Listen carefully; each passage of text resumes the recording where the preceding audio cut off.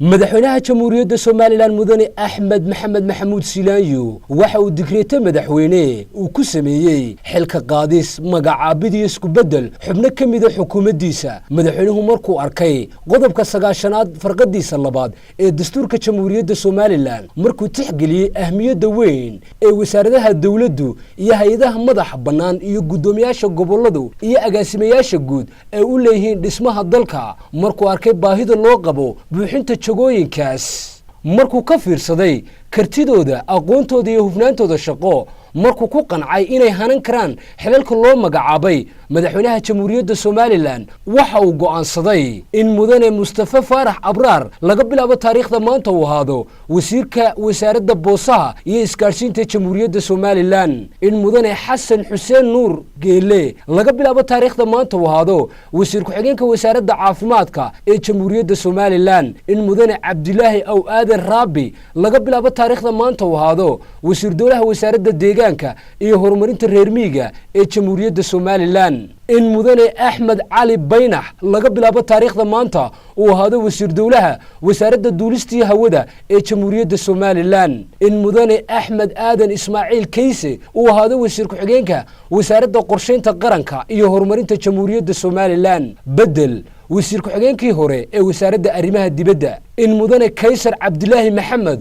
uu ahaado wasiir ku-xigeenka wasaaradda arrimaha dibadda iyo iskaashiga caalamiga ee jamhuuriyadda Soomaaliland horena uu ahaa wasiir ku-xigeenkii hore ee wasaaradda qorsheynta qaranka in mudane Axmed Xaashi Cabdi laga bilaabo taariikhda maanta uu ahaado wasiir ku-xigeenka wasaaradda maaliyadda ee jamhuuriyadda Soomaaliland horena uu ahaa wasiir ku-xigeenkii hore ee wasaaradda maaliyadda in mudane Cali Axmed Maxamed Dhagoole laga bilaabo taariikhda maanta uu ahaado wasiir ku-xigeenka wasaaradda madaxtooyada horena uu ahaa wasiir ku-xigeenkii hore ee wasaaradda maaliyadda in Cabdiraxmaan Axmed Ismaaciil laga bilaabo taariikhda maanta uu ahaado wasiir dowlaha wasaaradda gaashaandhigga ee jamhuuriyadda Soomaaliland horena uu ahaa wasiir dowlihii wasaaradda macdanta iyo tamarta in mudane Yuusuf Cismaan Garas laga bilaabo taariikhda maanta uu ahaado wasiir dowlaha wasaaradda macdanta iyo tamarta ee jamhuuriyadda Soomaaliland horena uu ahaa wasiir ku-xigeenkii hore ee wasaaradda warshadaha in mudane Cabdisamed Maxamed Xasan laga bilaabo taariikhda maanta uu ahaado wasiir dowlaha wasaaradda warshadaha ee jamhuuriyadda Soomaaliland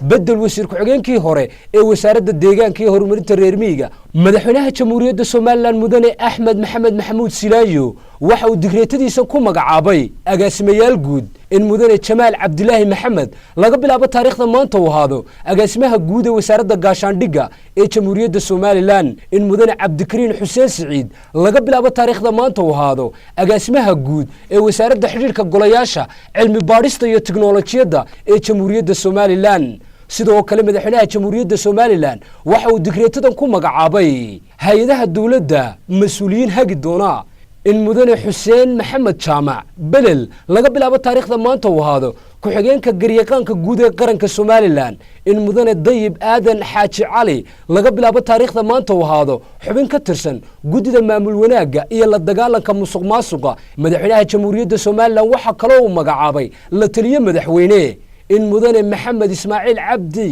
Xatow laga bilaabo taariikhda maanta uu ahaado la taliyaha madaxweynaha ee arrimaha ciyaaraha digreetadan madaxweyne ee ka soo baxday qasriga madaxtooyada Soomaaliland waxa kale lagu magacaabay wakiilka Soomaaliland u fadhiyi doona dalalka Cumaan iyo Kuwait in mudane Salaan Xasan Cabdulla Warsame laga bilaabo taariikhda maanta uu ahaado wakiilka jamhuuriyadda Soomaaliland u fadhiya dalalka Cumaan iyo Kuwait waxa kale oo digreetadan madaxweyne lagu magacaabay gudoomiyayaal iyo gudoomiye ku-xigeenno ee gobolada dalka in mudane Axmed Diiriye Cabdilaahi laga bilaabo taariikhda maanta uu ahaado gudoomiyaha gobolka Daadmareed ee jamhuuriyadda Soomaaliland in mudane Cabdi Nuur Sugaal laga bilaabo taariikhda maanta uu ahaado gudoomiye ku-xigeenka gobolka Awdal ee jamhuuriyadda Soomaaliland in mudane Nuur Qaasim Qodax laga bilaabo taariikhda maanta uu ahaado gudoomiye ku-xigeenka gobolka Saraar ee jamhuuriyadda Soomaaliland madaxweynaha jamhuuriyadda Soomaaliland waxa uu xilka qaadis ku sameeyay mas'uuliyiin ka tirsan xukuumaddiisa oo ay ka mid ahaayeen mudane Maxamuud Sheekh Cabdilaahi Cige wasiirkii hore wasaaradda boosaha iyo isgaarsiinta mudane Axmed Nuur Faahiye wasiir dowlihii hore wasaaradda duulistii hawada mudane Xasan Daahir Dhimbiil wasiir ku-xigeenkii hore wasaaradda caafimaadka mudane Farxaan Xasan Cabdi gudoomiyihii hore gobolka Daadmareed mudane Ibraahim Jaamac Maxamed gudoomiye ku-xigeenkii hore ee gobolka Saraar maxamed cali aadan agaasimihii guud ee hore ee wasaaradda xidhiirka golayaasha cilmi baadhista iyo tiknoolajiyadda. digreetadan madaxweyne ayaa ka soo baxday xarunta qasriga madaxtooyada Somaliland waxaana ku saxeexnaa Naasir Yuusuf Daahir agaasimaha saxaafadda madaxtooyada ahna kusimaha afayeenka.